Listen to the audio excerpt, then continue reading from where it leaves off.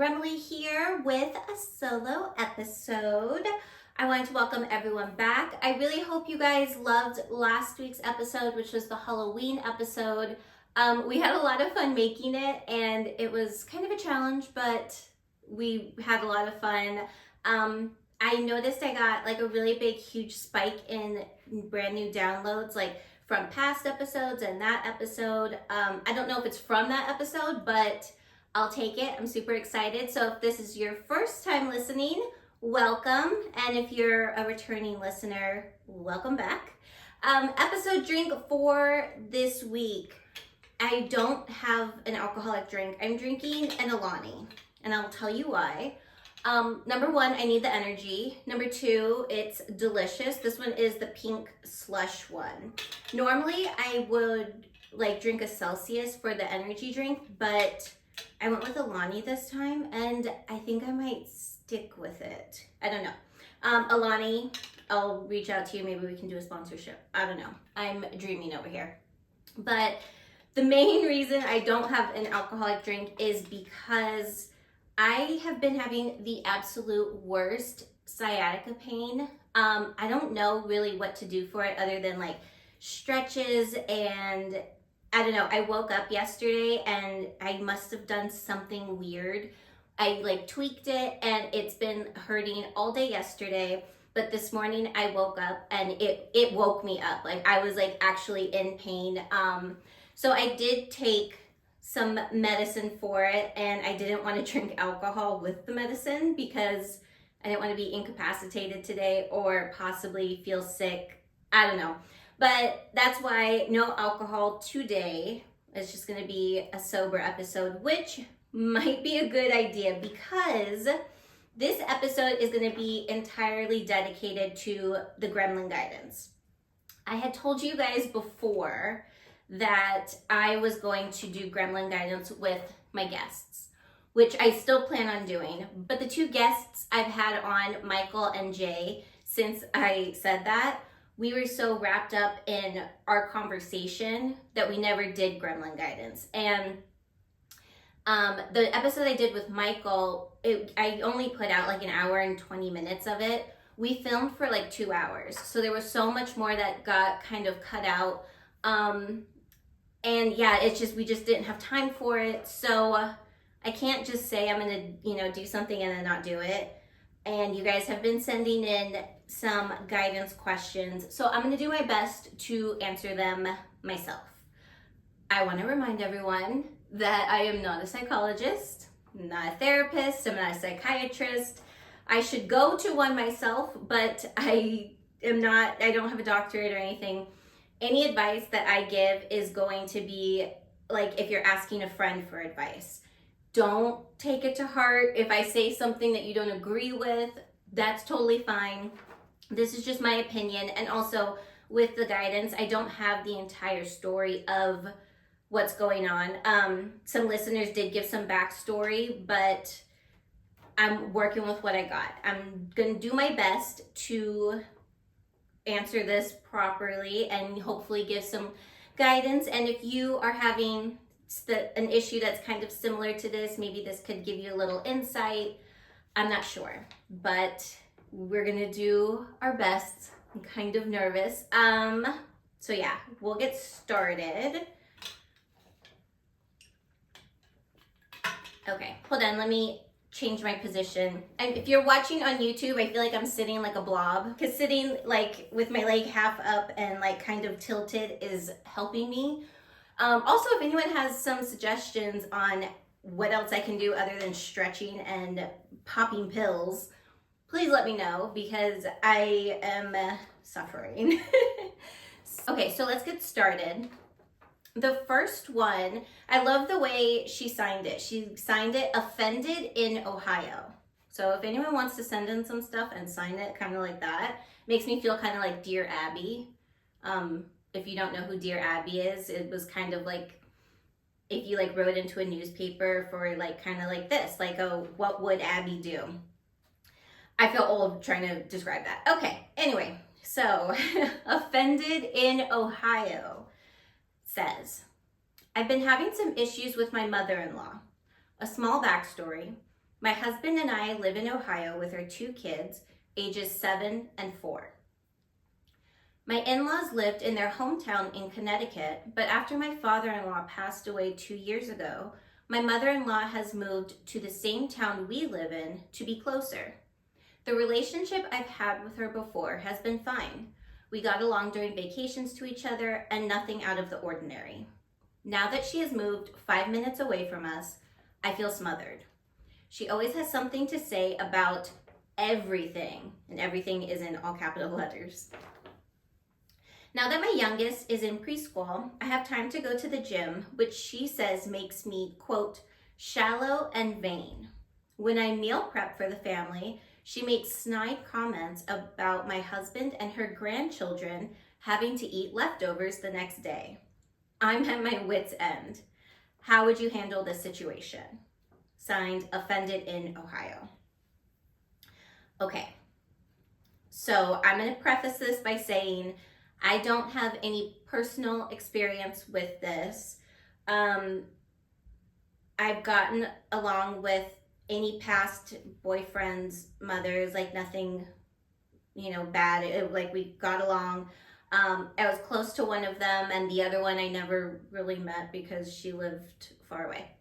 Though my boyfriend's mom, who I do consider to be my mother-in-law, her and I have a great relationship. She's the sweetest woman. So any suggestions and guidance I give off of this is not a personal take. It's just what I would tell my friend if she came to me and was like telling me this story.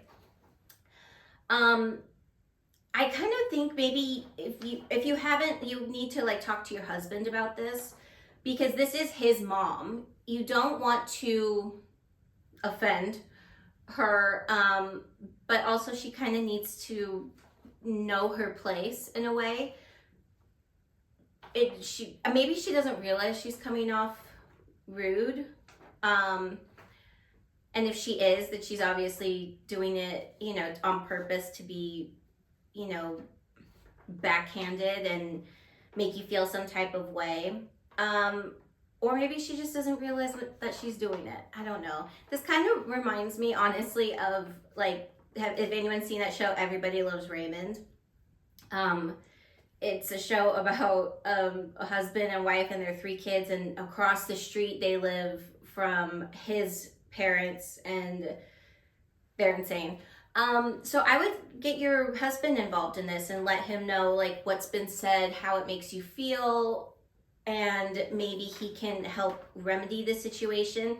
Maybe this is just her personality, it's not a good personality trait, but maybe he'll just be like, oh yeah, that's mom. But still, I do think you should say something to your husband, and if he's unable to help you, that's a separate issue. But I would say like maybe have a conversation with your mother-in-law and say, hey, look, like the way, like this is how you make me feel. If you could please stop. I don't know. I guess I feel like you just need to communicate. And if she has something mean to say about that, then maybe she needs to be held at a distance, I don't know. My advice, I feel like, is kind of but that's what I would say, is just like communicate with your husband and then say something, have him say something to her or you say something to her, and just see how it goes from there. If you do that, email me back and let me know exactly what happens. Also, to any of the guidances that I've picked today, I did email you back and say I was going to be using it on episode 27, which is this episode. Check your email. So yeah, email me back and let me know how that goes.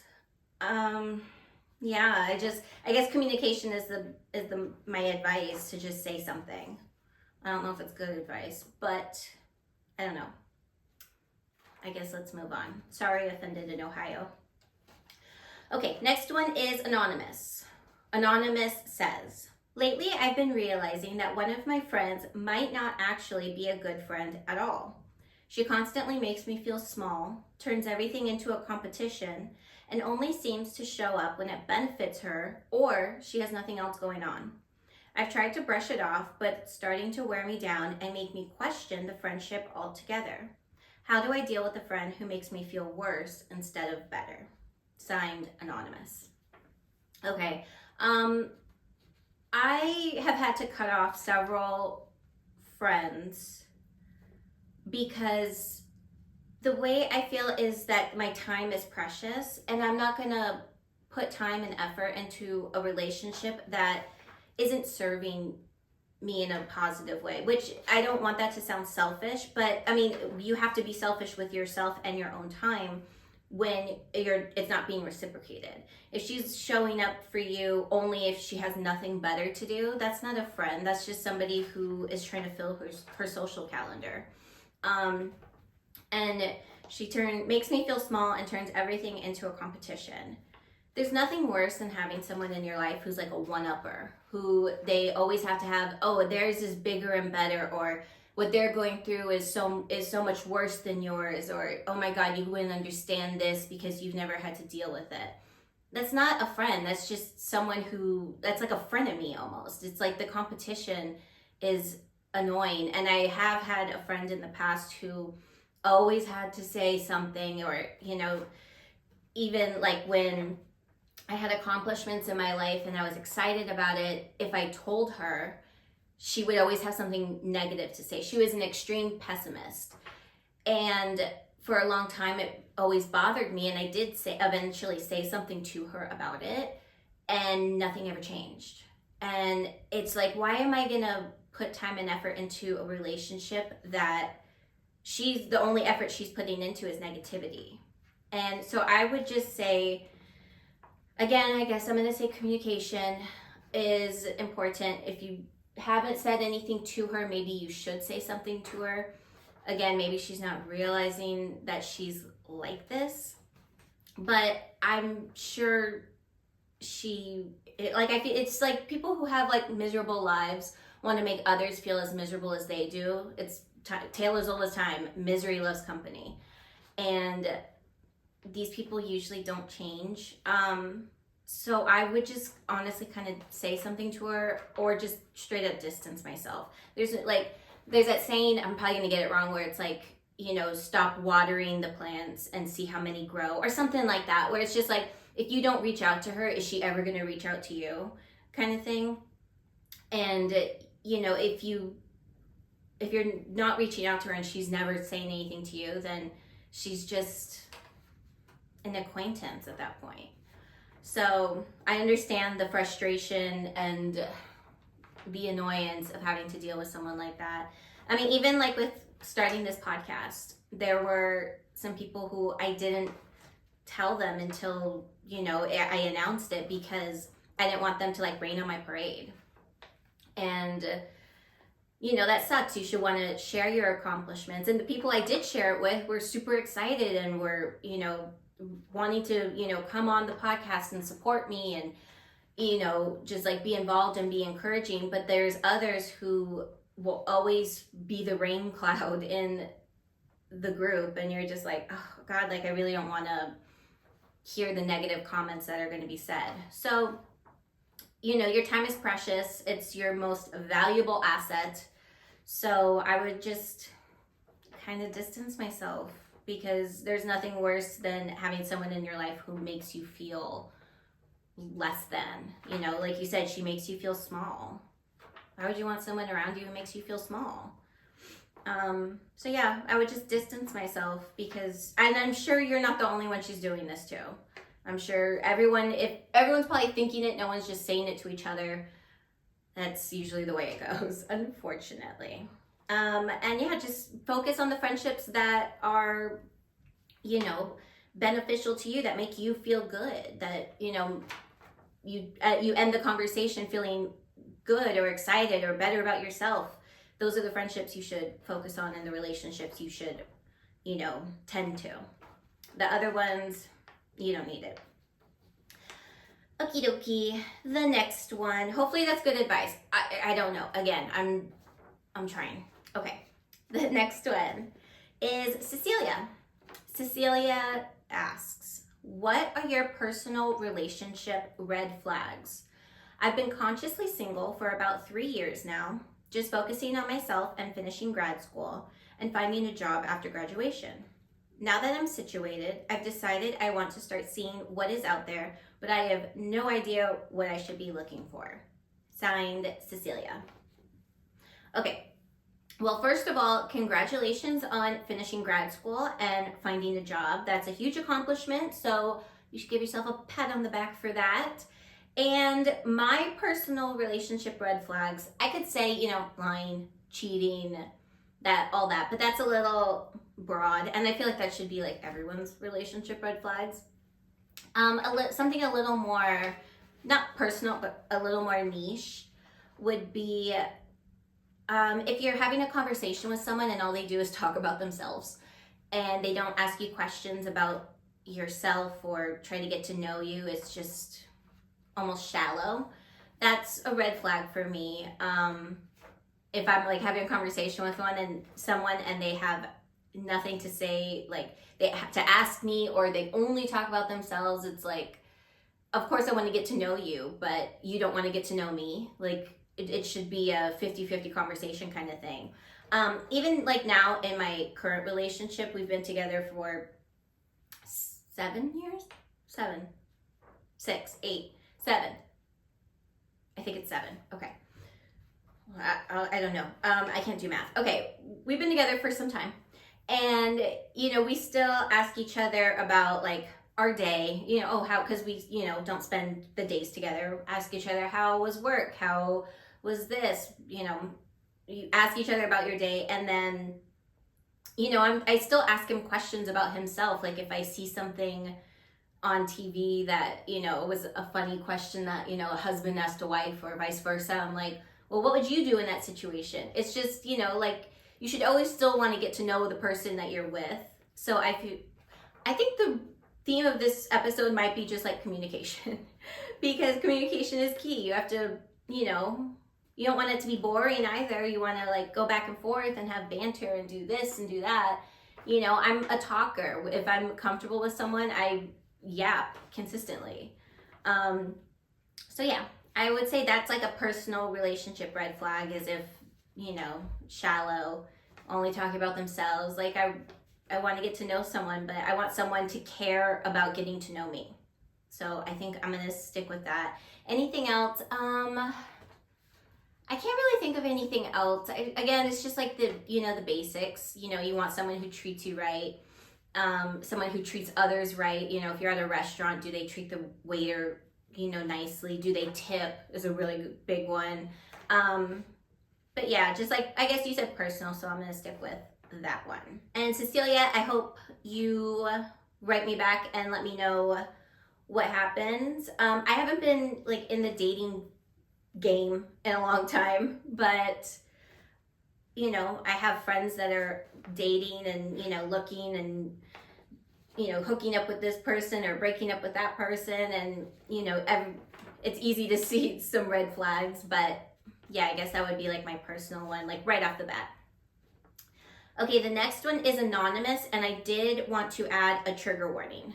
Trigger warning about mental health and depression, just in case that's sensitive for people. Anonymous asks, what do you do when you feel your mental health is slipping? I fall into these depressions that feel like I'm drowning, but I have no will to pull myself out of it. Do you ever feel that way? And if so, how do you come out the other side? Signed, Anonymous. Okay, this one I picked for a very personal reason. I feel like I get like this as well, and the way she described it was pretty spot on. Like you feel like you're just like falling into this hole, but you don't know what to do. There's always those people that say, if I'm feeling a certain way, they're like, oh, we'll go outside and take a walk. And I'm like, well, I don't even want to like get up out of bed. So I'm definitely not going to go outside and stare at the sun. It's so much easier said than done. I don't know. Like there's nothing I specifically do. Working on this podcast does help me. So I guess finding a job or a hobby or, just something you can kind of look forward to. Even the parts of this podcast that I can't stand, which is the editing. At least it's something for me to focus on and do. And you know, I hate doing it, but I'm always excited to do it because, you know, coming out with the finished product always, you know, gives me a sense of joy and accomplishment.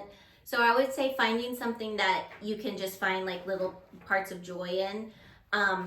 Me personally, I get stuck in bed sometimes, and there's really, I mean, I have noticed it maybe kind of ebbs and flows with, you know, my menstrual cycle and where I'm at, whether, you know, I'm in the beginning or the end or this or that. I think it's my hormones that really honestly fuck me up. But there are some days where I'm just stuck almost. And it's hard to describe, and I feel like I'm not really getting my point across very well here. But you just feel like you have no energy to even get up and get out of bed. You know, I have my cats, so that forces me to at least get up and feed them. Another thing, this is personal for me. I love to cook and clean, which sounds kind of weird, but when my house is like kind of a mess, which it's never messy, it's just not tidy, I guess. It bothers me. So getting up and, you know, cleaning the house and, you know, doing the laundry, and I hate dusting, but I'll dust if I need to. But yeah, just like cleaning the house and meal prepping for the week. Just like little things like that really help me kind of like get up, get out of my head. And, you know, it's not that I'm having like dark thoughts. It's just like almost I'm having no thoughts. I have just like nothing in my tank. Like it's empty for no reason. So I guess just finding the little joys in life, whatever your hobby might be. If you love to go out and take walks, then I would say do that, because it's great to be in the sun and the vitamin D. Just for me personally, sometimes I don't even want to go outside, which is a terrible statement, but unfortunately it's true. Sometimes I just want to be a vampire and bed rot and do absolutely nothing. And it's not even that I want to, it's just that I'm stuck in that mood to do so. I haven't been diagnosed with anything, but who knows? I don't know. Don't diagnose me on here, guys.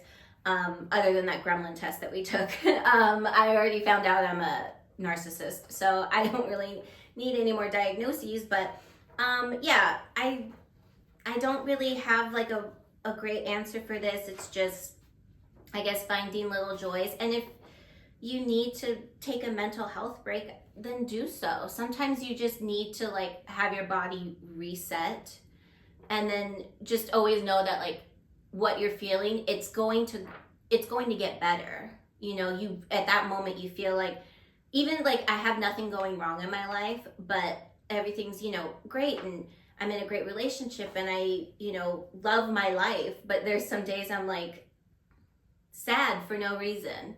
And it's weird, but you just have to realize that, you know, there's a light at the end of the tunnel. And yeah, and if you are able to talk to a therapist or see someone about that, I would definitely do that. I'm that person who likes to diagnose myself. Like I can always tell exactly what's wrong. I think mine is very much a hormonal thing. I can probably pinpoint where in my cycle of the month where I'm gonna start to really dip. And when that happens, I'm able to be like, okay, like I know it's my hormones. I know it's what's happening within my body. So that's kind of how I'm able to justify it for myself. But if you're able to go talk to someone, I think therapy is an amazing tool. So I would definitely do that. And yeah, just find the little joys.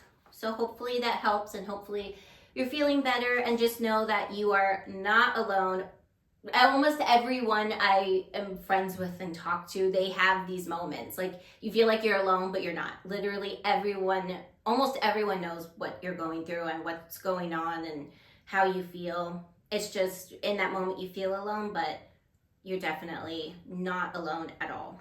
We all know what it's like, unfortunately.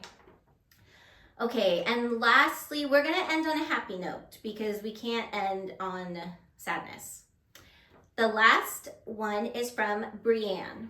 Brianne says, I am 20 years old and finally moving into my very first apartment all by myself.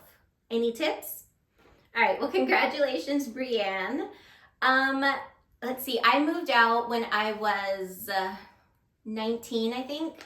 I moved in with a boyfriend who is no longer in my life, but I would just say that it's a young age to move out. Not that I think you should stay home, but you need to just be a little like mindful.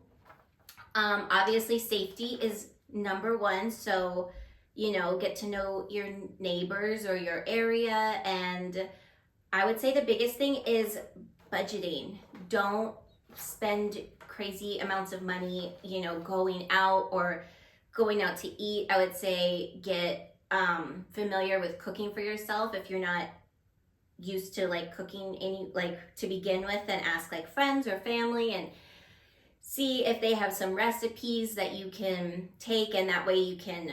What I always do every single week is I meal prep. I do a big Costco, not a big Costco trip, but a Costco trip. I love my lists. I'm very type A. I make my lists of what meals I'm gonna make that week, what I already have in my fridge or pantry, and what I need, and then I go and get that. It's so much cheaper than, Uber Eats or Postmates or going out. Budgeting is a big one because you don't want to come to the end of the month and be short on rent or not be able to pay the power bill. I don't know if your utilities are included or where you live, what state, what city, what country, you didn't say. So, I live in Southern California in Los Angeles. Everything's so expensive. So yeah, budgeting is a big one. Just like be smart. And, I don't know about furniture, but, don't get anything too expensive. Get furniture that's going to last you. If you can get some hand-me-downs. My first place, it was nothing but hand-me-down furniture in my place because I didn't really have any money, and neither the guy I moved in with didn't really have any money either. It was just a bunch of hand-me-down furniture. It was kind of like a mishmash, if that's a sentence. I don't even think that's a sentence, but I like it. It was a mishmash of just stuff. Nothing matched. It was just all there. I don't know. It's funny to look back on it. Just have fun with it. And it's your first apartment. You can decorate it however you want and have people over. But yeah, I'm very excited for you. If you want to write back in, I emailed you, like I said. If you want to write back in and let me know where you live and like what city you live in and how it's going. You sent this email, I believe, when I read it, and I think it was like 2 weeks ago that you had sent it. So let me know. I'm very excited for you. But yeah, just budgeting is your best friend, and safety is number one. You got to be safe. Again, lots of creepos out there. So Brianne, let me know how that goes. And that is it. That's the episode. Let's see. TikTok. I updated the damn TikTok. It took me about 2 hours to do it because I had to import all of the clips from my computer. It was just a whole thing. Anyway, it was my fault. I'm the one who I was updating my Instagram and I wasn't doing TikTok at the same time. I don't know why, because I apparently procrastinate and I need to work on that. TikTok is now updated. You can follow myself and the podcast on Instagram and TikTok, Emily to Gremlin Pod. You can also watch all these episodes on YouTube. Same thing as the socials, Emily to Gremlin Pod on YouTube. Those are updated as well. I've said it before, I think there's only like 2 or 3 episodes that are not on YouTube, and that was for various reasons. We won't get into that, but almost all the episodes are there. Or you can listen to this. Oh my God, there's so many places you can listen to. Let's see.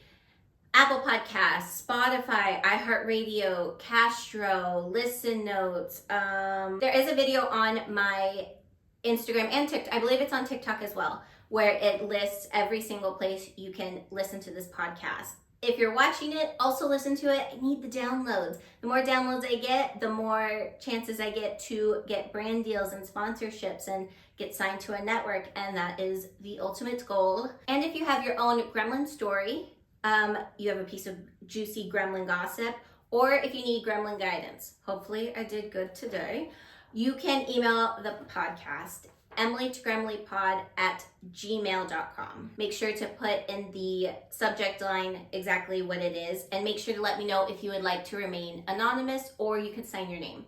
Just let me know, that way I don't out anybody. If you don't sign it, I assume it's anonymous. And yeah, make sure to like, follow, share, subscribe, rate 5 stars, do all the things. Also, I'm going to do a call to action right now. If you have any ideas or suggestions about guests that you want to see on the podcast, please email me, DM me on Instagram or TikTok. Let me know if there's anyone you want to see, or if you yourself want to be on this podcast, email me. I'm always looking for brand new guests. I have a couple people lined up, but I'm always looking for fresh new faces. I, of course, love my reoccurring guests. I would love to expand this and grow the family and have my guest count go up. And yeah, if you have any ideas or suggestions, I did get a suggestion to have an astrologer come on. So anything like that, an astrologer, a therapist, a sex therapist, I think that would be a lot of fun. Anything like that, give me an email, give me a DM, let me know who you're interested in, what you're looking for, or if you yourself want to be a guest on the podcast, please reach out, email me, and I am going to be reaching out to many people. I'm going to be reaching out to lots of people to just try to grow this thing. And that is the podcast. All right, I'm going to cheers with my Alani. Pray for me and my back pain. Cheers to you, cheers to me, and cheers to growing this podcast. I'm very excited for the future, and I really hope my guidance was okay. Okay, cheersies. Bye.